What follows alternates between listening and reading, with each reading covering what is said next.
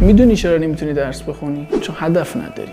بهترین تیرانداز با بهترین سلاح نمیتونه هدفی رو که وجود نداره نشونه گیری کنه. پس اولین اقدام تعیین هدفه.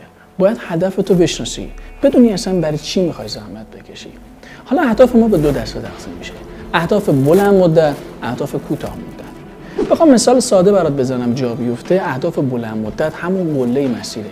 موقعی که کوهنوردی میخوای بری نگاه میکنی به اون بالا که من میخوام به چی برسم.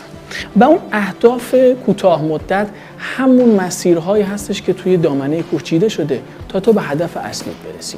پس این میشه اهداف کوتاه مدت. مثال بزنیم تو زندگی یه دانش آموز چه چیزای اهداف بلند مدت و کوتاه مدته.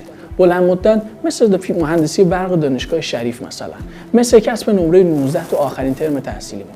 اهداف کوتاه مدت جزئی تر و عملی ترن، مثل کسب نمره مثلا 20 در امتحان فیزیک سه‌شنبه.